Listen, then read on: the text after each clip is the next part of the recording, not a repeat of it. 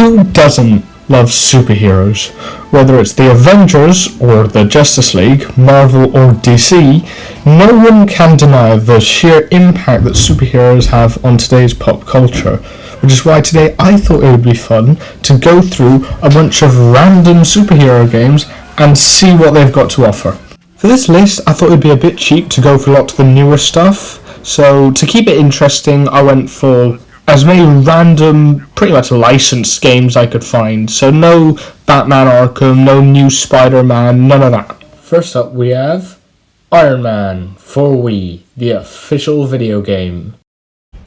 Iron Man has always been my favourite superhero, probably because he was the first one I was introduced to, which was weird because for most people it's usually Spider-Man or something. Hell, I've even got this in my room with all my different Iron Man collectibles. So when I found a Wii game for Iron Man that was like £1 in the bargain bin, you bet I wanted it. The game begins with Iron Man in the cave making the first suit, and the first level is justifiably him escaping said cave where the player is using that suit. The controls are alright. I mean, there's not much of a way to screw up on foot stuff like this. You use the Wiimote to aim and the back button to fire, and I think it's funny to think that all these heroes like Batman have the code and they won't kill, but here Iron Man is just burning people alive. Like, you can't tell me they're still alive after that.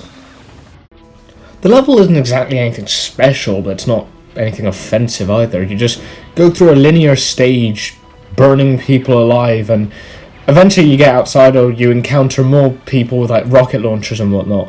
You can explode barrels next to people to make those blow up as well, but I don't know, it's alright, it's just nothing too interesting. It's exactly what you just think of, like, I don't know, walking around as Iron Man to be without any of the flying or the quicker weapons.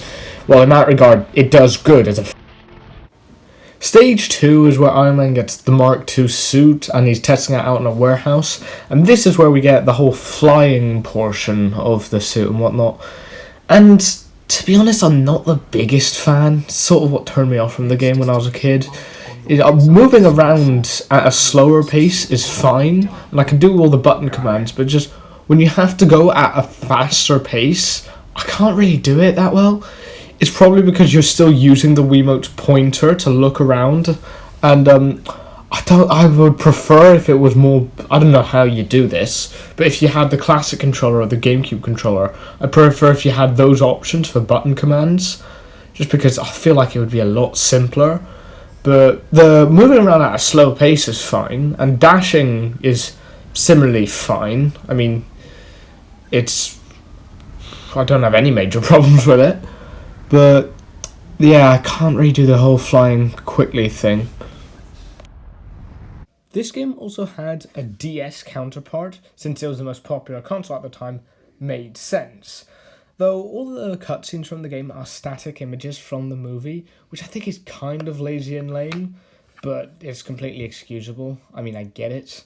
But then again, you could have imported the cutscenes from the Wii version. They didn't look too graphically intensive to begin with, but whatever. The game itself actually is pretty impressive considering it's all 3D. The one element I find kind of annoying is firing your primary weapon, or at least in the first mission, was all done on the bottom screen, so you have to use a touch screen to fire and aim, which I think is kind of pointless if I'm being honest. I get when it's needed in games like Mario 64 for the camera, but here, it just feels extremely unnecessary. It didn't have to be done this way. This is further emphasized by the fact that all 4 of the face buttons do the exact same punch move. So you could have, again, I didn't get far in this one. I couldn't really be bothered. I only played a bit. But as of right now, on the first level, all 4 of the face buttons do the same thing. So you could have replaced one of those with the fire command. Speaking of the DS, did you know there's a ton of Spider-Man games on this thing? I've got this unofficial game card with 200 games on it or something, and a good load of them are just Spider-Man games. We've got The Amazing Spider-Man, Spider-Man Web of Shadows, Spider-Man, Spider-Man Edge of Time, Ultimate Spider-Man, Spider-Man Battle for New York, Spider-Man Friend or Foe. I mean, if there's this many of them, surely the industry for Spider-Man DS games must have been brimming because they were all so good. So first up, The Amazing Spider-Man, which I'm guessing was based on the Andrew Garfield movie by the same name. This game is a 2D game, and I don't know whether to describe it as a Metroidvania or not, but regardless, you go around as Spider-Man, and it treats itself as the canonical sequel to the first Andrew Garfield movie, even though that movie then got a sequel, so I guess none of this matters. All the action happens on the bottom screen, while the top screen is usually a map or whatever these cutscenes are. And being in 2D, it does make web slinging and all that a lot easier since you don't have to worry about an extra Z-axis. But as we'll soon find out after a quick look at a bunch of these Spider-Man games, they are all structured pretty much the same with this 2D semi-Metroidvania style. This is then proven with Spider-Man Edge of Time, based on the 2099, I think it is, version of Spider-Man. And this is pretty much the same thing as The Amazing Spider-Man. Same setup of action on the bottom screen and map on the top. Same 2D setup. The moveset is essentially the same. It controls the same. It's pretty much the same thing, which I find sort of disappointing. I mean, there's lots you can do with Spider-Man on the DS. This is proven by taking a look at the Game Boy Advance version of Spider-Man 2. This was a Game Boy Advance game, and it had a 3D... I mean, I know Spider-Man was just a sprite there, but it had a 3D environment. You could swing around and climb up buildings. For a Game Boy Advance game, this was incredible. So having a console like the DS that specialises more in 3D, you would think it could do more. Well, it would appear my wants were answered with Spider-Man, Friend or Foe. This game is actually a Spider-Man DS game in 3D. The cutscenes all take place in this comic book style with all these still images of whatever's going on. And this was before Nick Fury was Samuel Jackson, clearly. But here's the game, and it is indeed 3D. Similar setup to the other ones where all the action takes place on the bottom screen and the map is on the top, which this is usually done so you can actually have touchscreen functionality on the bottom one. And whilst it is in 3D, I feel like this does make it a tad more restrictive. I know I've just been whinging on wanting one of these, but now I've actually got it, it's a tad restrictive. For example, when web swinging, right? You can't chain them together. You can't like swing into another one and another one like you would expect, like you can do in the 2D ones. In this one, you just swing and then you land. You can't keep going. It comes to a full halt.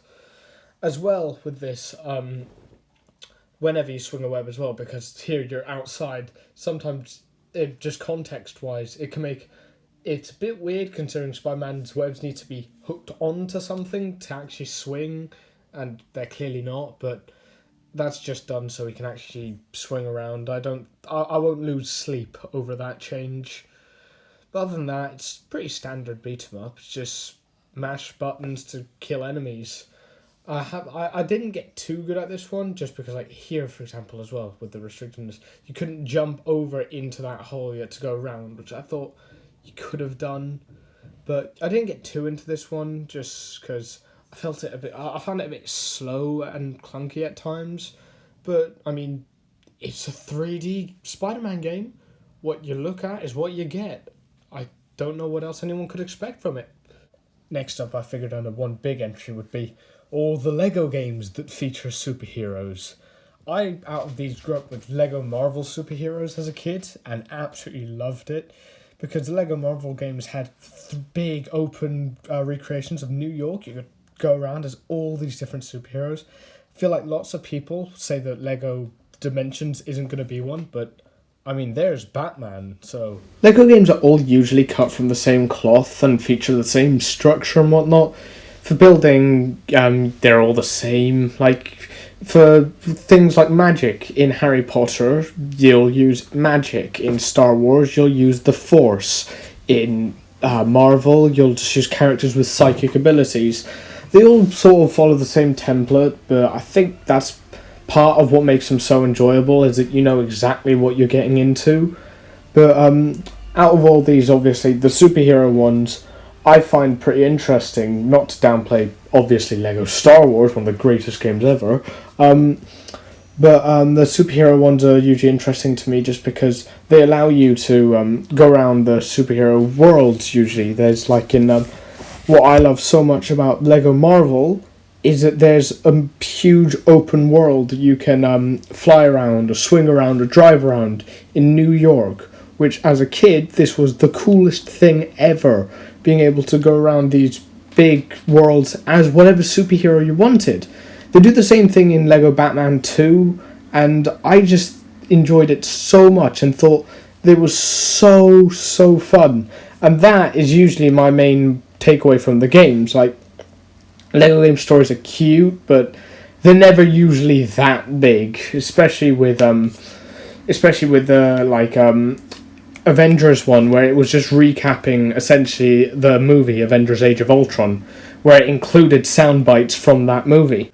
So that was just a few of the random superhero games I found. I understand some people might not agree with any of the Lego games being superhero games, but all of these were just first impressions. None of them were too serious. I didn't get very far into any of them. They were just more of a curious look-see instead of I'm seriously playing through any of that. But until then, maybe we can pick this up another day. But until then, see ya!